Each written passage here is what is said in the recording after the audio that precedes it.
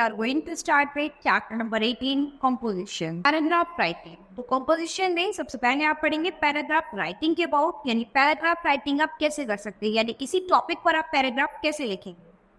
You have learned in the previous class about the art of writing a paragraph. आपने अपने previous class में आपने सीखा था कि किस तरह से आप एक paragraph को लिख सकते हैं. ठीक है? Let's revise in brief.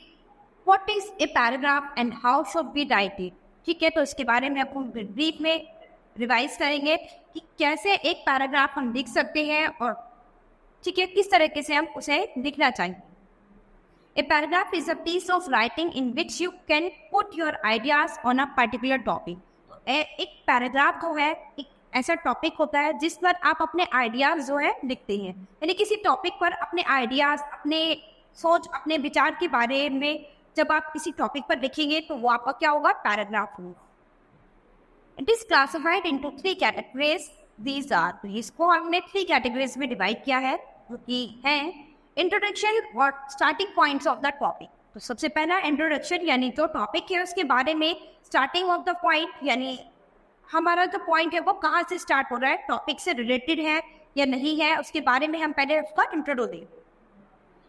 The body और supporting sentences that gives details of the topic. उसके बाद मिड में हम उसके बारे में, इस टॉपिक के बारे में डिटेल देंगे कि इसके बारे में हम ये बताना चाहते हैं.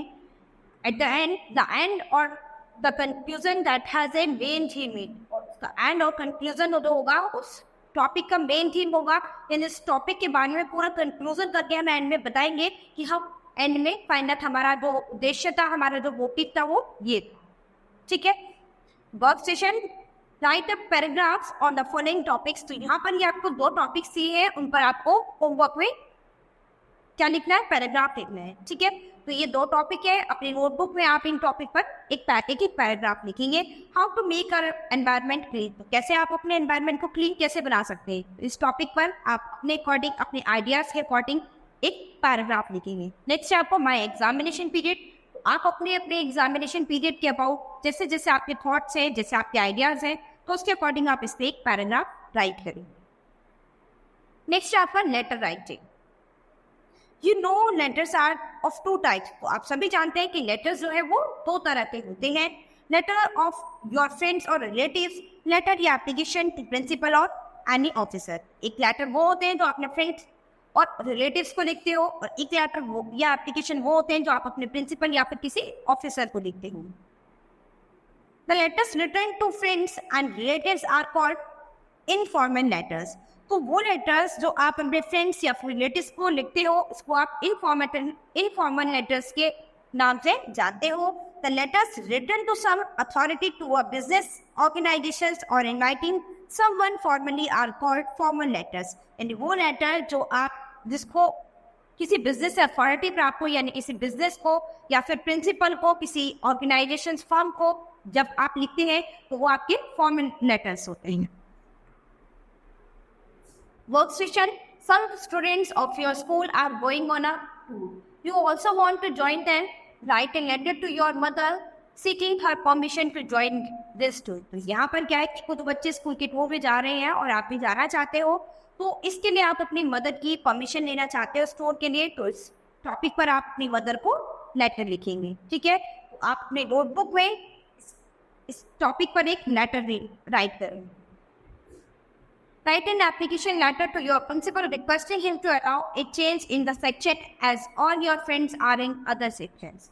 ठीक है. तो यहाँ पर आप अपने प्रिंसिपल से रिक्वेस्ट करते हैं, अपने प्रिंसिपल को लेटर या एप्लीकेशन लिखेंगे कि आपका सेक्शंस बाकी आपके फ्रेंड्स के साथ से चेंज कर दिया जाए आपको, या फिर आपके फ्रेंड्स को अलग सेक्शन में कर दिया जाए.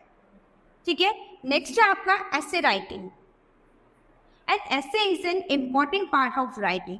ऐसे क्या है, हमारे राइटिंग का एक बहुत ही इम्पोर्टेंट पार्ट है. It is divided into many paragraph. It is divided into many paragraph. तो इसको हम बहुत सारे पैराग्राफ्स में डिवाइड कर सकते हैं. और paragraphs from beginning to end are linked with each other. तो जितने भी पैराग्राफ्स होते हैं स्टार्टिंग से एंड तक सब एक दूसरे से लिंक होते हैं, सब एक दूसरे से आपस में टच रहते हैं, सब एक ही टॉपिक के बारे में बताए जाते हैं. Introduction, body or supporting lines of paragraphs in the middle and the conclusion make it perfect.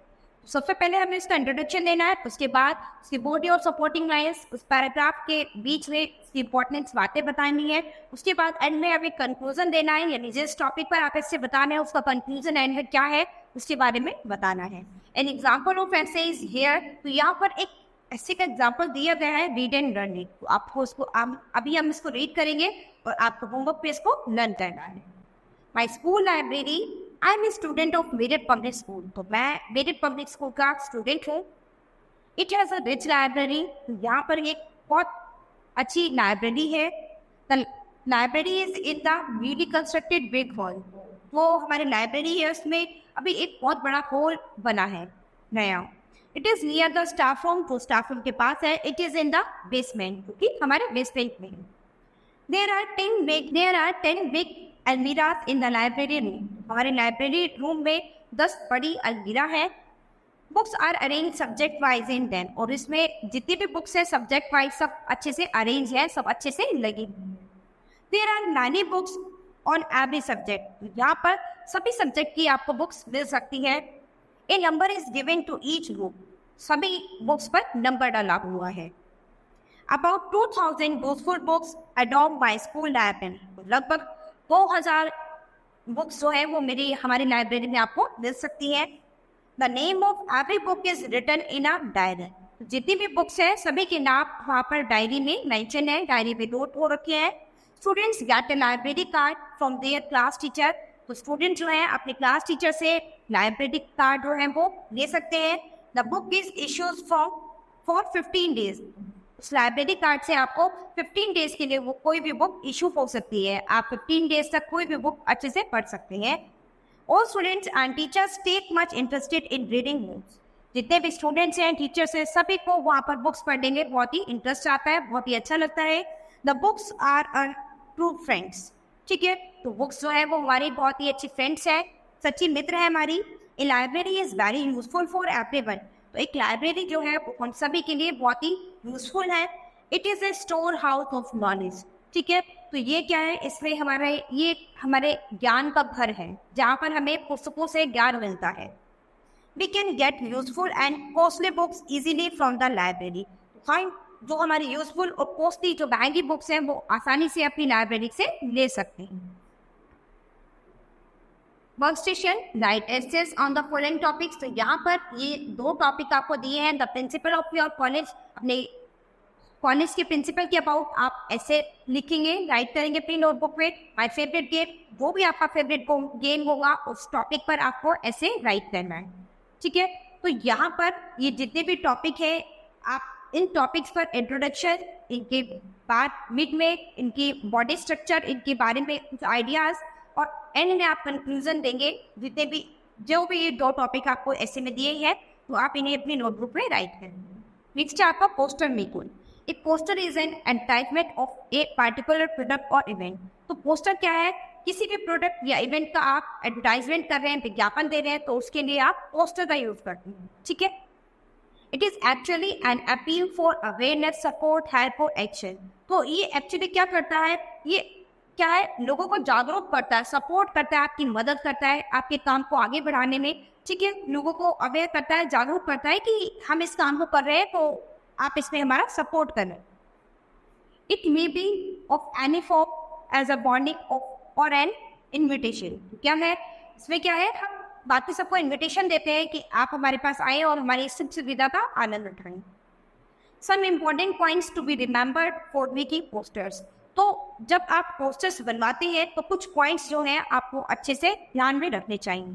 Point first, make a box and right poster above, ठीक है, तो आप हमेशा एक बॉक्स में जब भी पोस्टर बनाए तो उसे एक बॉक्स की फॉर्म में बनवाएं और उसमें सारी इंफॉर्मेशन लिखें। Select an attractive heading of the topic, तो जो आपकी मेन हेडिंग है उसको अट्रैक्टिव बनाना है, आपको उसको हाईलाइट करना है, आपको उसको बड़े बड़े अक्षर में लिखना है, लिखवाना है। यूज कैचिंग स्लॉट्स, ठीक है, तो हमें कुछ वर्ड्स ऐसे हैं वो हमें कैची स्लॉट्स में, यानी उनकी लैंग्वेजेस, उनकी राइटिंग को हमें चेंज करना है। Use colours to make it impressive, तो हमें ऐसे कलर्स का यूज करना है जिससे कि हमारा जो पोस्टर है एकदम वो इम्प्रेसिव लगे, एकदम हाईलाइट लगे।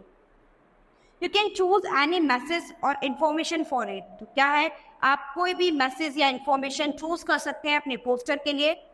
Look at the example of poster making. तो आप यहाँ पर एक एग्जाम्पल देख सकते हैं इस पोस्टर का। तो ये पोस्टर है, save electricity, save future, get darkness away.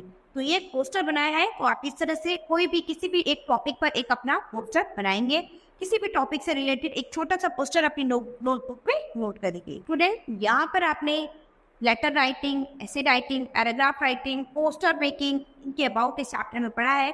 तो जितने भी टॉपिक्स आपने यहाँ पर पढ़े हैं, इनके अबाउट एक एक टॉपिक्स पर आप अपनी नोटबुक में हर टॉपिक पर लेटर भी लिखेंगे और ऐसे पैराग्राफ और पोस्टर मेकिंग सभी आप अपने नोटबुक में नोट करेंगे। So student, this chapter is finished. We will start with the next chapter in the next class. Thank you.